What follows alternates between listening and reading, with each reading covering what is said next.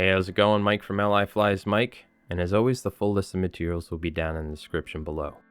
Today we're going to be using a Mustad 34007 O'Shaughnessy, the classic Mustad streamer hook. We're going to be using a size 1 here, but of course you can always change the size of the fly just by adjusting the length of the material and all. We're going to be getting started off with some tan bucktail here. Now, you can see this tan bucktail is pretty used. I'm actually going to be using not only some of the more lighter tan hairs, but some of the darker hairs from this used bucktail, because it kind of gives us a nice natural blend of colors.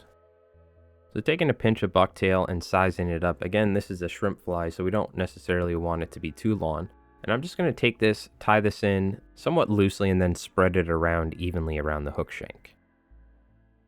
And then after getting it to where the bucktail is mostly secured on the underside of the hook, which will be the top side later on once we put Dumbell Eyes on, then I'll secure it down. You don't want too much of the bucktail on the underside because it'll actually cause it to impede in the fly turning over. So now we're going to take some 100-pound mono here. This is a little thick, but this is what I had. You could probably use 60 or 80 or even 40 if you want. But I'm just going to use some 100-pound here, and I'm going to burn the end of it with a lighter. And what happens is the mono naturally melts, and it starts forming this kind of round end. And this is going to make our shrimp eyes. So if you want to make your own shrimp eyes, this is an easy way of doing it. You can also use things like glass beads. But what we're going to do is just burn the end of the mono here, creating this shrimp eye, if you will, this round tip. And then we can go ahead and color it and put some UV resin on after to get a more defined and pronounced shrimp eye. So a little tip is obviously make sure you give these things time to dry or time to cool down, because if you start working with it too quick, it'll be malleable and it may ruin it. So taking a black Sharpie here, and I'm just going to color the ends of the mono to give us that more natural shrimp eye. And you could leave it like this, but the Sharpie will wear off over time, and the eyes aren't necessarily where I want them for the size. So all I'm going to do here is take some medium Solar Res UV resin, really any resin works, but medium or thick, and I'm just going to coat the shrimp eyes here right on the tips where we applied the black Sharpie. This is not only going to give us a larger shrimp eye, which is a little bit more in tune with what we're going for size-wise, but it'll also mean that we get that nice dark eye at the end, and it's not going to wear off over time. So just applying a relatively small amount of resin on the tips of the eyes, and you can kind of maneuver the mono in your fingers to kind of help make sure that the UV resin will spread evenly. And then all we do is just take the light and again spin the mono in your fingers and make sure that the light is fully curing the UV resin that we just applied to the eyes. And after you're satisfied with that, we can take the mono and cut it in half now, and we can start working to get these eyes attached to the fly. So you could just tie this on normally. What I find is with the thicker mono like this, because I have a Regal vise and it's so strong with the jaws, all I need to do is open up the jaws and stick the mono into it, and it'll essentially flatten it for me. You'll see here, it just makes it a lot easier to tie it in. I probably should have even extended it a little bit further. It just gives us a flatter piece of mono, making it easier to wrap onto the hook shank. You don't have to do that. That's just a little tip that I found with working with heavy mono like this. So now that we have our eyes set up, we can just tie these in right on top of our bucktail here and right on the sides, making sure to secure it fairly strong because we're going to be pulling on these from time to time. I like to make sure that the eyes kind of protrude out a little bit to the sides, so you'll see once I get them secured nice and firmly with some strong thread wraps, I'll be able to pull the eyes out and I can manipulate the position of the eyes in terms of how far they're sticking out on either side by pulling on them. So now we're going to take some hair from the back side of the bucktail, the tan bucktail. This is like a lot of times people will just use the front side of a bucktail, but over the years I found many various applications for the back side of the tail that we generally just throw away once it's done. And not only you'll find the material is generally darker on the back side, but it also kind of fits the color of this kind of tan brown shrimp fly we're going for.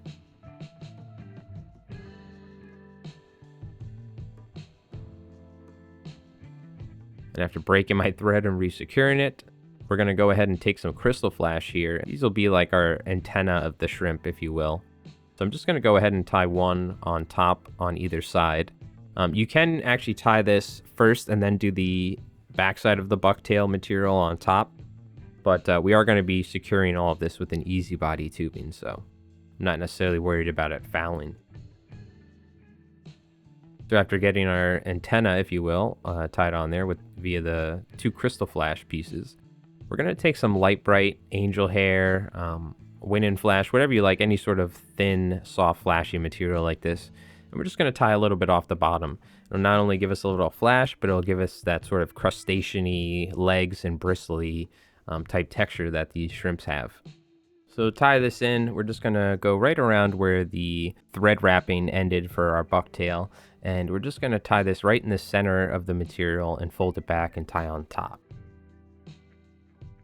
So now for the thing that makes this fly stick out, we're going to be using E-ZBody tubing here. Again, shout out to Bill from E-ZBody for sending some materials for me to use. And we're going to be using the medium tubing here. And I'm using the pearl with some red lateral line, but the lateral line is kind of, you can use whatever colors you like. I find the pearl tubing is great for a shrimp fly though. And all we need to do is cut off a fairly long section, because what we're going to be doing, as you can see here, is we are slipping the tubing over the material that we tied, and we are going to be securing it down. Now what we're going to do here is, after securing this and wrapping it really tight, we could throw a whip finish and apply some head cement. This will allow us to be able to fold the tubing back on top of itself, and we're going to get this really nice cone-like shaped body to the shrimp fly. Not only is the E-ZBody going to stop the material from fouling in the rear, but it's going to give us that really nice defined shrimp body shape.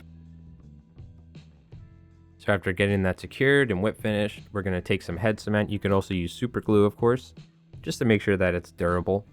And then we can go ahead and take the tubing and fold it back here. And you can see by folding it back, it kind of doubles over itself. It makes it more durable, and it gives us a very nice kind of tapered body to the shrimp fly, you'll see.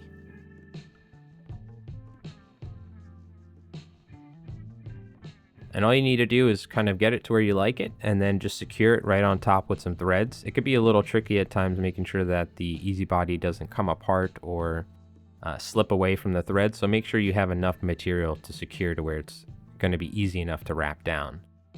And now, of course, because this is a shrimp fly, you can tie it without lead eyes and focus more material on the top, and it'll flip over. But what we're going to do here is we're going to use some kind of small or medium lead dumbbell eyes here, just to kind of help ensure that this fly is going to turn over properly, and it'll have some nice slight up and down motion when we strip it. So attaching these eyes with the classic figure 8 technique, you'll also see me wrap around the underside of the eye, and that gives you a really nice secured dumbbell eye. So now taking some tan Rainey's craft fur. I mentioned the Rainey's craft fur because I've used a lot of different craft fur over the years, and this is the highest quality craft fur that I've found. And this is the stuff that we use commercially for tying some flies for saltwaterflies.com at various places. So I'm going to go ahead and take a pretty healthy amount of tan craft fur here, and I'm going to tie this in. We want it to be about the length of the bucktail, somewhere around there, maybe slightly longer. If you look at the natural shape of a shrimp, you'll see how their carapace and shell is, but you want to make sure you leave a section of the craft fur sticking off the front.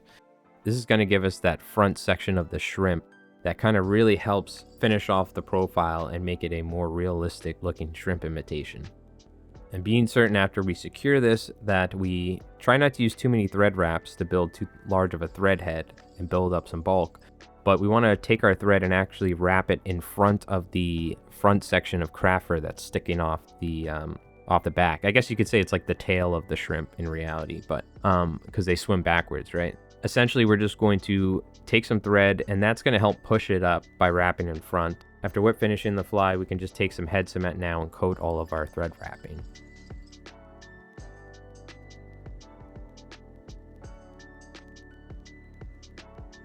And with that, we essentially have a finished E-ZBody shrimp fly.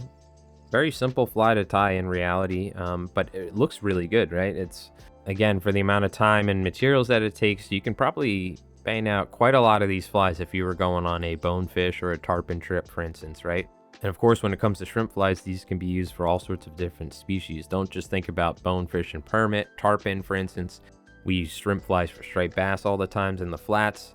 Of course, you have your redfish, your speckled trout. You can modify these sort of flies, fishing for smallmouth bass, largemouth, carp, because there are freshwater prawn species and things like that. So don't think that these flies are just for any sort of tropical flats fishing, for instance.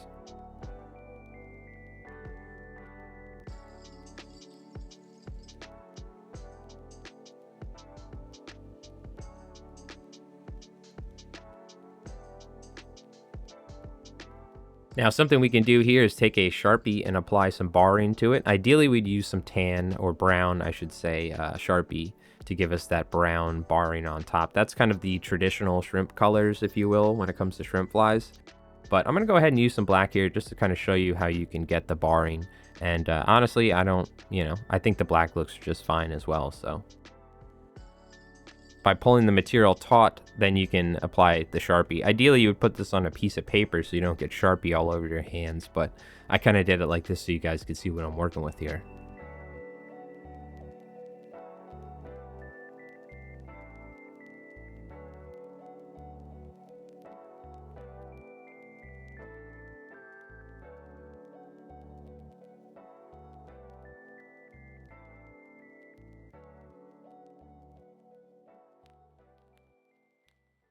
Well, there we go. That's the finished shrimp fly, so let's go ahead and throw it in the swim tank. Again, the E-ZBody gives us that nice, sleek kind of shrimp body to it. It also stops the material in the back from fouling.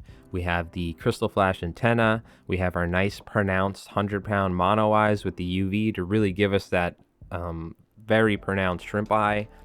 The different colors of Bucktail, and then we have that really nice Rainey's craft fur on top, which gives us some extra additional movement because the craft fur is very subtle and soft, so even when the fly's not moving, it'll still have some movement to it.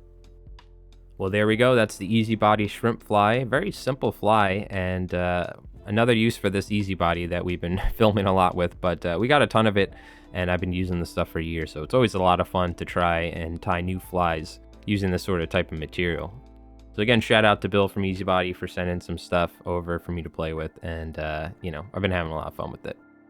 Well, thank you so much for watching. It's winter time, it's fly tying season. We're going to be tying a bunch of different flies here, making topical videos and discussion videos about fly fishing and fly tying materials. So we got a lot of stuff planned here for the near future, and we ain't going to be stopping anytime soon. We've been growing, and I can't thank everyone enough for the support here on the channel, especially any new folks coming in, and all the, of course, the YouTube members and the Twitch subs that support the channel here. It really means a lot. So thank you so much to everybody for watching. We got new fly tying and fly fishing videos coming out every week. We have early access for members and live fly tying on Friday nights. Well, thank you so much as always. Till next time, tight lines.